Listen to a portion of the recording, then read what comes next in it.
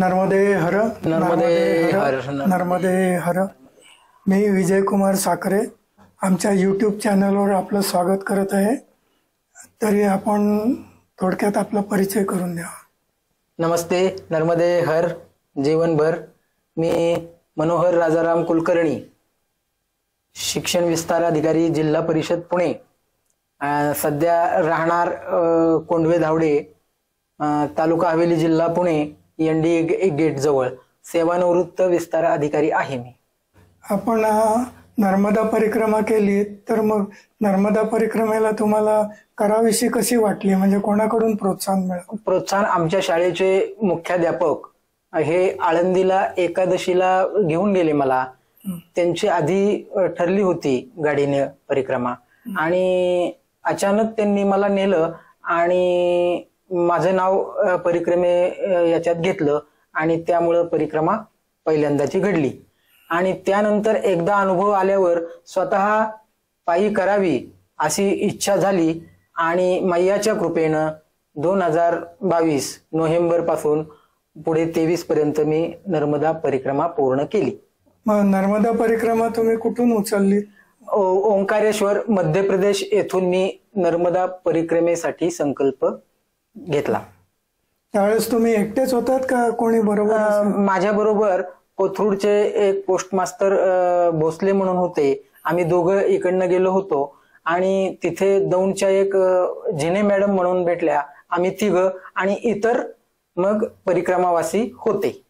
मग तुम्हाला चालताना काही अनुभव वगैरे आले का? चालताना मी स्वतः खूप सायकलिंग केल्यामुळं आणि व्यायाम केल्यामुळं मला चालताना काही इतकासा त्रास झाला नाही। अनुभव आणि अनुभूती या दोन्ही गोष्टी मला आलेल्या आहेत। मग तुम्हाला अनुभूती काय काय आली? अनुभूती अशी आली की शिवलपाणी जंगलामध्ये प्रथम पहिली अनुभूती अशी आहे की शिवलपाणी जंगलात दडगाव सोडल्यानंतर एक दत्तगुरु म्हणजे कुत्रे आमच्या बरोबर जवळजवळ 150 ते 200 किलोमीटर चालत आले, आणि शिवलपाणी जंगलाच्या बाहेर जाताना गुजरातमध्ये डांबरी रस्ता सुरू होतो तिथपर्यंत आले, आणि अचानक ते गायब झाले, पुन्हा दिसलेच नाही। हा एक अनुभव आला। दुसरा अनुभव असा आला की शिवलपाणी जंगलामध्ये माझ्या बरोबरचे 1-2 सहकारी सगळे पुढे गेले, आणि मला तहान लागल्यामुळं अतिशय घनदाट असे अरण्य होतं। मी बसलो एका छोट्याशा पुलावर, आणि बसल्यानंतर पाणी वगैरे पिलो, आणि एक स्त्री माझ्या शेजारनं पाठीमागच्या बाजूनी जाऊ लागली। समोरच्या बाजूला 2 रस्ते होते, आणि अशा वेळेला कुठल्या रस्त्याने जायचं तिथं बोर्ड नव्हता, आणि अचानक मग मी म्हटलं मैया नर्मदे हर। त्यांनी फक्त पाहिलं आणि कुठनं जायचं परिक्रमेला फक्त इशारा केला, आणि तातडीने ती पुढे दिसेनाशीच झाली। हा एक अनुभव आला। अशा अनुभूती 2 चांगल्या प्रकारे आल्या। मग शिवलपाणी जंगल स्टार्ट कुठून? बडवानी पासून? शिवलपाणी जंगल बडवानी पासूनच सुरू झाले पुढे गेल्यावर। हो, शिवलपाणी मध्ये पण 2 रस्ते असतात ना? 2 रस्ते असतात, एक चालत जाण्यासाठी आपल्याला, आणि दुसरा गाडीचा सुद्धा पाठीमागच्या बाजूनी आहे। गाडीचा म्हणजे 4 व्हीलर किंवा 2 व्हीलर साठी सुद्धा रस्ता आहे तो। हो, तो प्रकाशा मार्गे जातो। प्रकाशा मार्गे जातो, प्रकाशा। आणि हा शिवलपाणीत जाताना तुम्हाला शिवलपाणी जंगल पास करायला किती दिवस लागले? जवळजवळ शिवलपाणी जंगल पास करायला 20 ते 22 दिवस लागले। 20 ते 22 दिवस लागले। मग तुम्ही पोर्टर वगैरे असं काही घेतलं होतं का?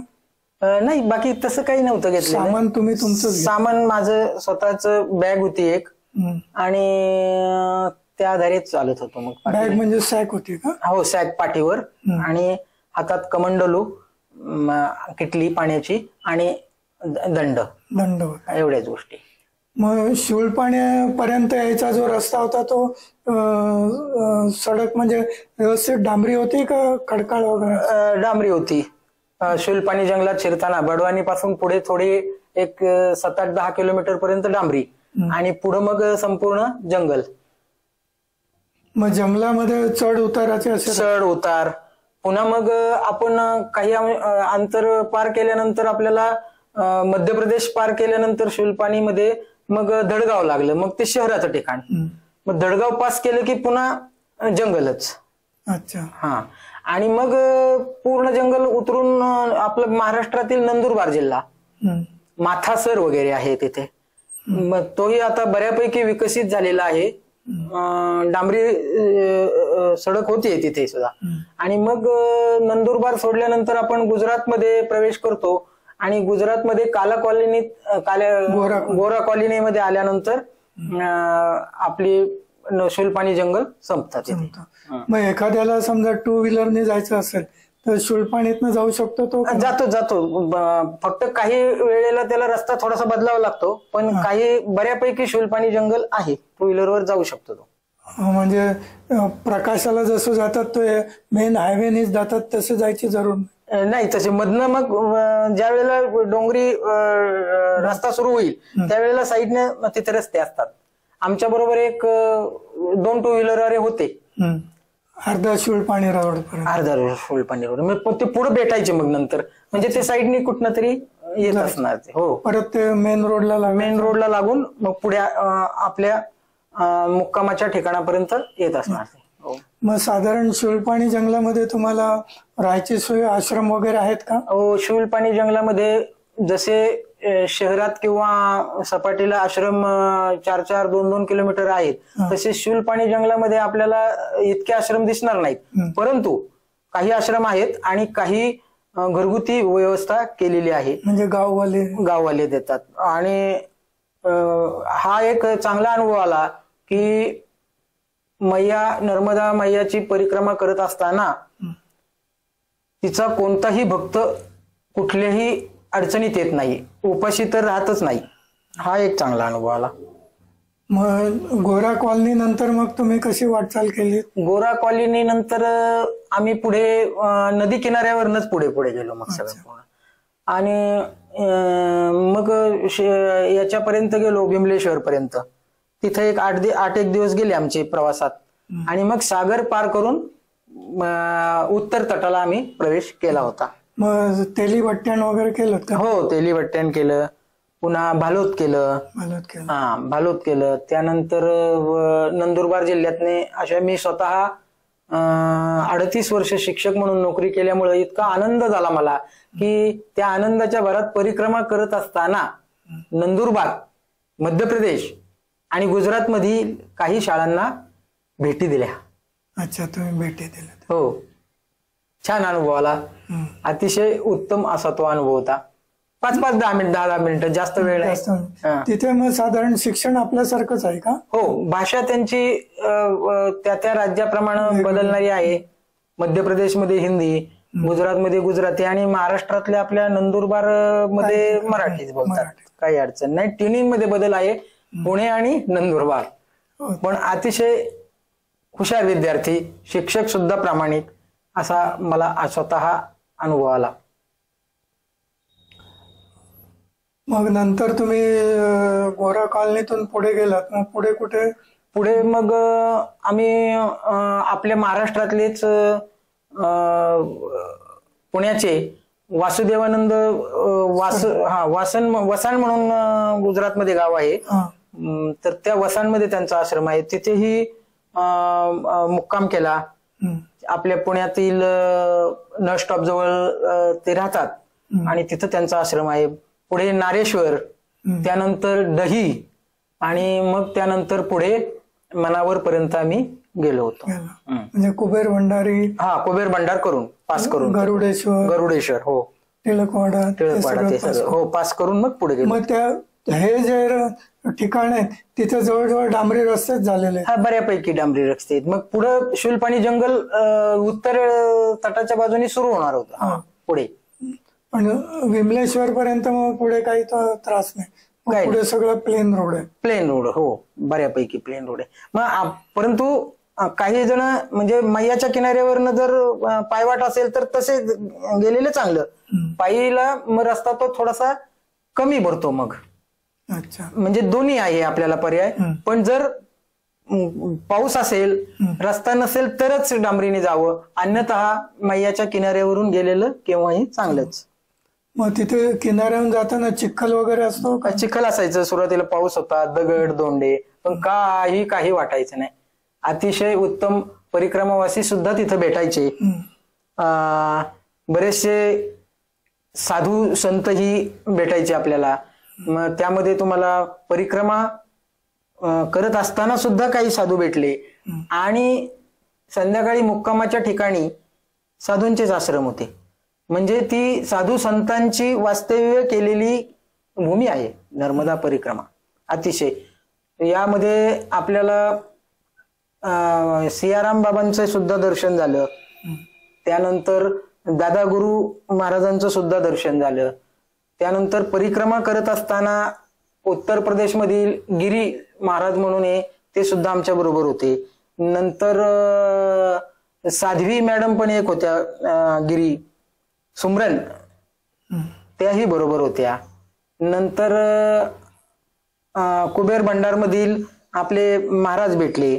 त्यानंतर वसाणमधील वासुदेवानंद महाराज भेटले. असे पुढे मग आम्ही हे केलं.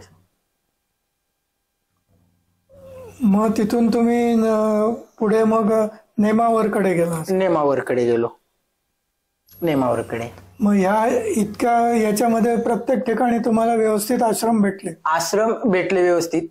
1-2 ठिकाणी म्हणजे त्यामुळे मी परिक्रमा, आम्हाला जो अनुभव आला तो मी इथे सांगतो की नर्मदा मैयाची परिक्रमा करत असताना ग्रुपनी कधी जाऊ नये. ग्रुपनी आपण जर गेलो तर आपल्या पुढे जाणारा माणूस तो जर जोरात चालत असेल तर आपणही जोरात चालावं वाटतं. ही 1 अन् 2 तासाची नाहीये परिक्रमा. त्यामुळं सावकाश सूर्योदयानंतर आपले परिक्रमा सुरू करणे आणि सूर्यास्त होण्यापूर्वी संपवणे हे महत्वाचं आहे. आणि त्यामुळं अडचण अशी निर्माण होते की पटपट चालल्यामुळं मग तुम्हाला इतर प्रॉब्लेम्स निर्माण होऊ शकतात. मग साधारण तुमची दिनचर्या कशी? म्हणजे सकाळी लवकर उठणे, 5 वाजता, प्रातःविधी उरकणे, आंघोळ उरकणे, त्यानंतर नर्मदा मैयाचे पूजा करणे, आरती, नर्मदाष्टकम, आणि काय आपल्याला जर जास्तीचं शिवस्तुती, देवी स्तोत्र म्हणायचं असेल म्हणायचं, आणि त्यानंतर चहा घेऊन मार्गस्थ व्हायचं. अशी दिनचर्या.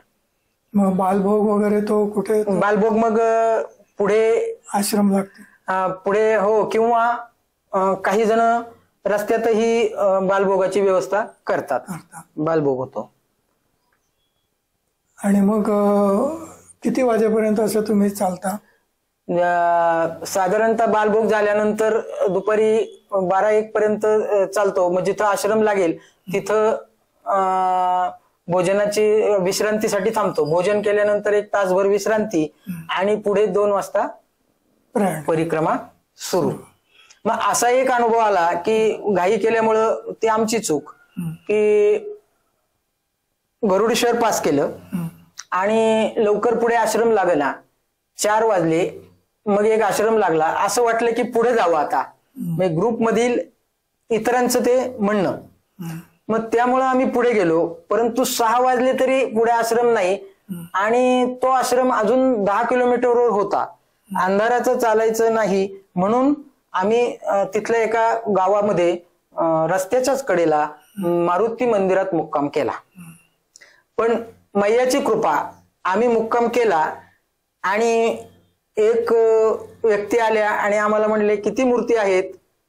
आम्ही म्हणलं 7 मूर्ती आहेत. त्यांनी 7ही जणांचा डबा वगैरे आणून दिला. म्हणजे मैयाच्या परिक्रमेमध्ये कोणीही उपाशी राहत नाही. मैयाचं पूर्ण लक्ष असतं. हा एक अनुभव चांगला आला.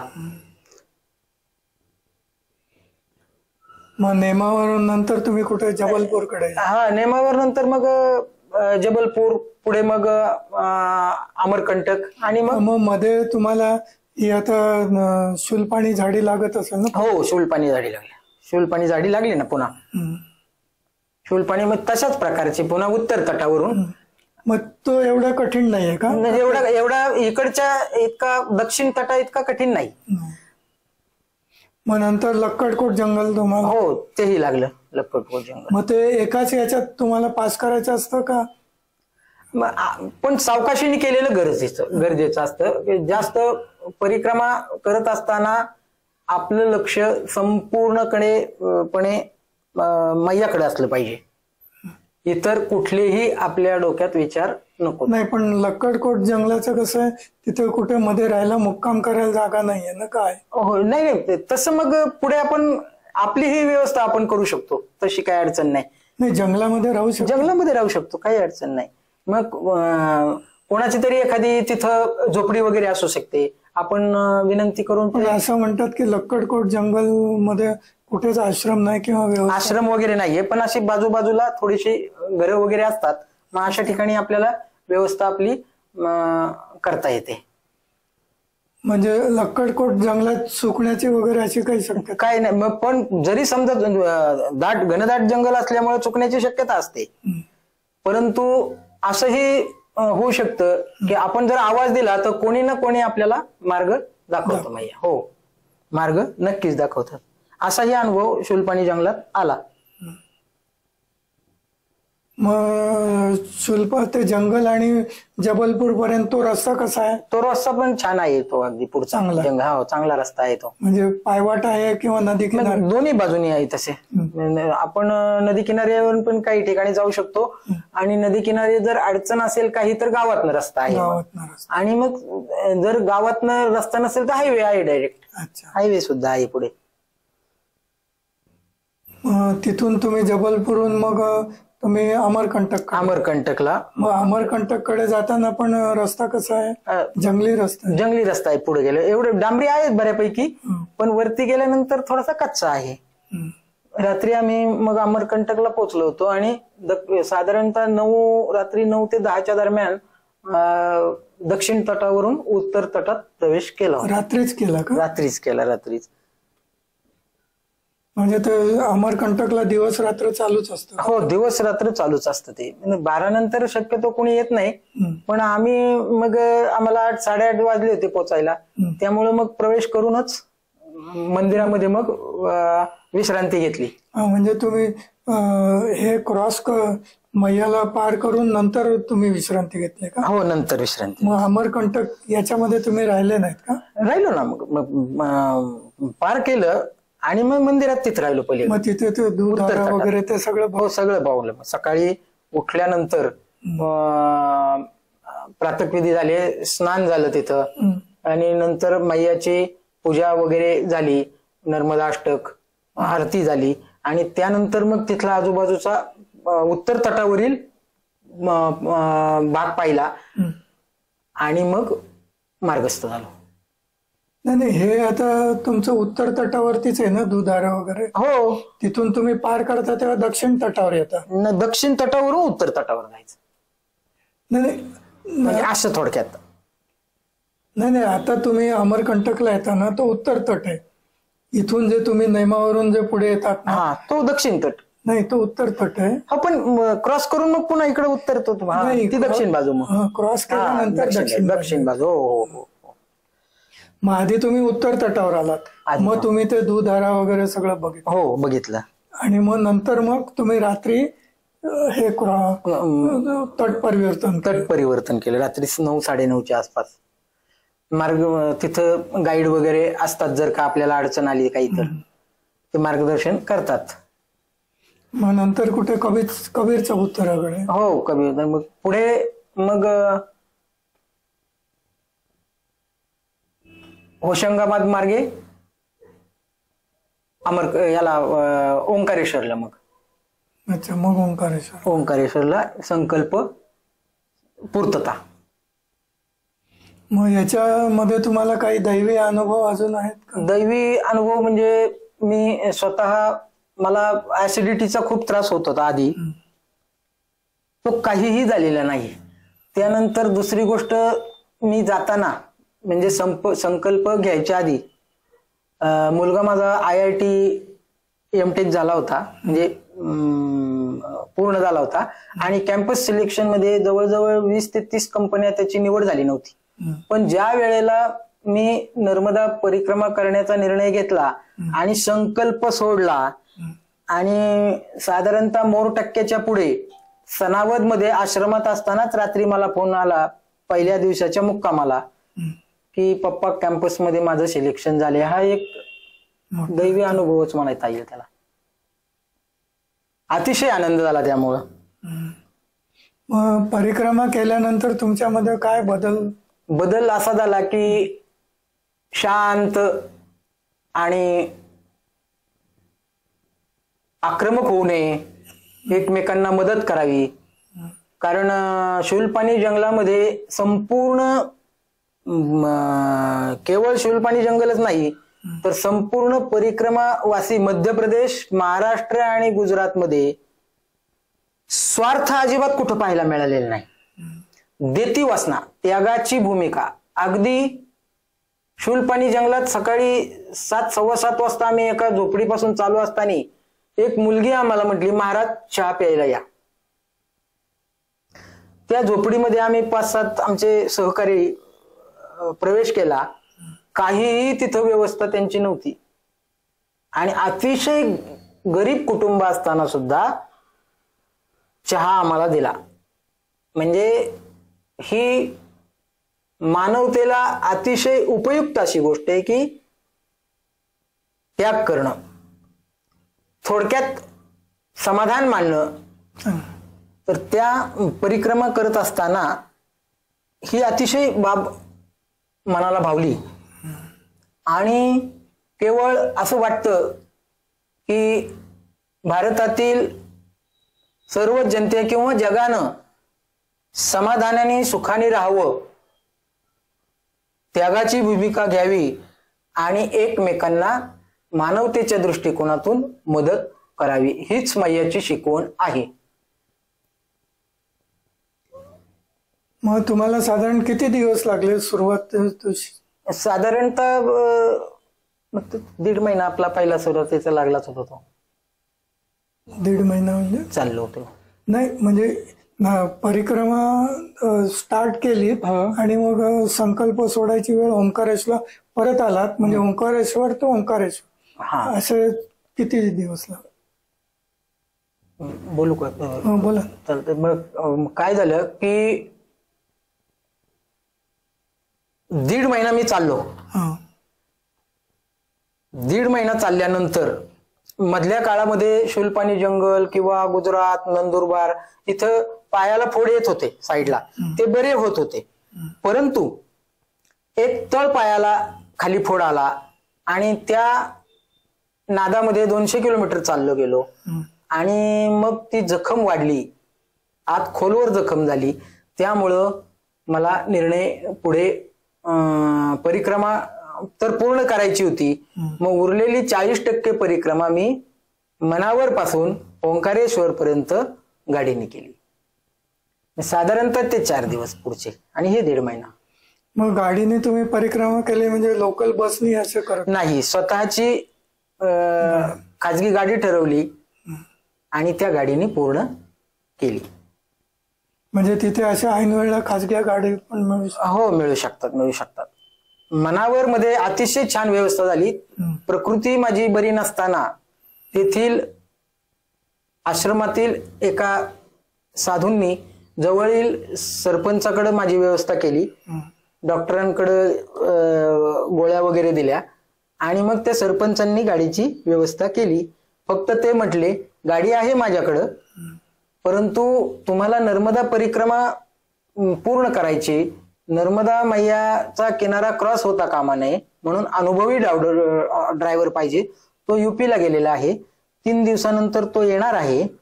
मग तो आल्यानंतर तुम्ही मार्गस्थ व्हा. आणि 3 दिवसानंतर तो ड्रायव्हर आल्यामुळं त्याला अनुभव होता, वेळ लागला, परंतु नर्मदा मैयाची परिक्रमा पूर्ण झाली. मग त्या गाडीचा साधारण खर्च किती आला? साधारणतः 17,000 रुपये खर्च आला. पेट्रोल आणि ड्रायव्हरचे पैसे आणि सगळे मिळून 17,000 रुपये त्याला मग दिले. म्हणजे असं आपल्याला म्हणता येईल का की कोणी नर्मदा परिक्रमेला निघालंय आणि मध्येच आजारी पडलं तर त्याची गाडीची पण सोय होऊ शकते? होऊ शकते. अतिशय सहकार्य आहे तिथे. अतिशय सहकार्य. म्हणजे इथून निघताना कोणाला घाबरायची आवश्यकता नाही किंवा नाही. माझं आजारपण आलेलं आहे आणि आता मला त्रास होतोय, मग मला परत घरी कसं जाता येईल किंवा माझी परिक्रमा कशी पूर्ण करता येईल, तर तिथे मार्गदर्शन करणारे, मदत करणारे लोक आहेत, भरपूर आहेत. आता मी स्वतः पायाला फोड आल्यामुळं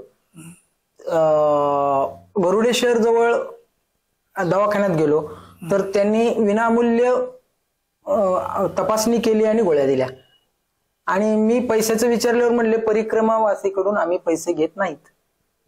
असे 3 ठिकाणी मला अनुभव आले. सहकार्य करतात, अतिशय उत्तम.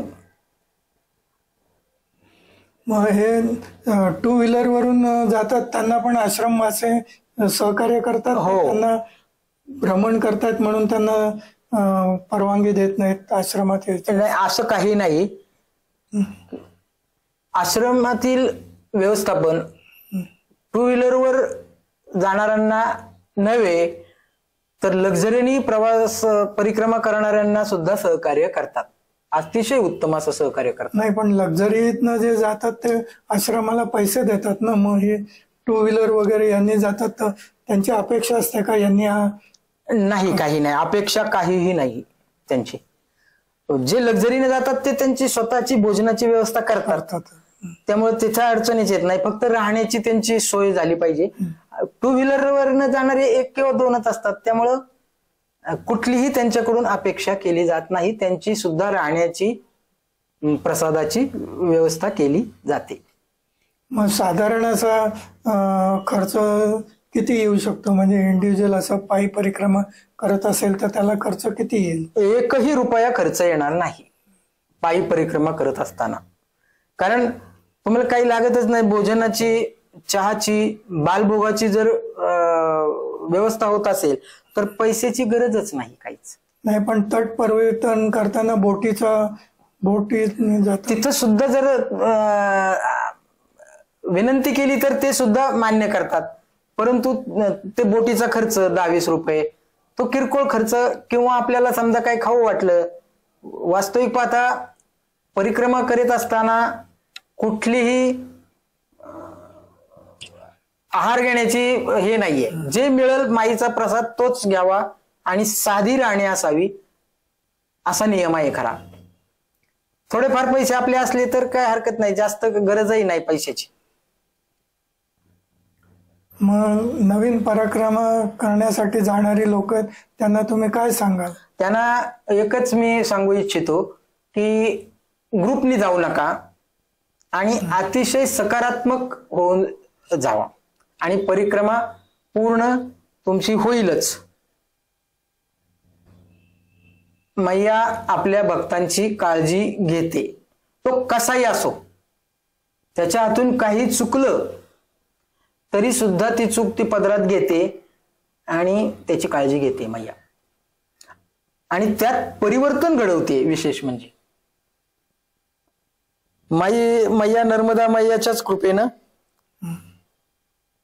माझा भारत भारतीय जन हे माझे खरे बांधव, येथे श्रेष्ठ परंपरा विविधता देती मना गौरव, त्यांचा पायी कमी बनेन झटुनी थोरास मानीन मी, देशाच्या हितवैभवी सुख गमे घेई प्रतिज्ञेस मी.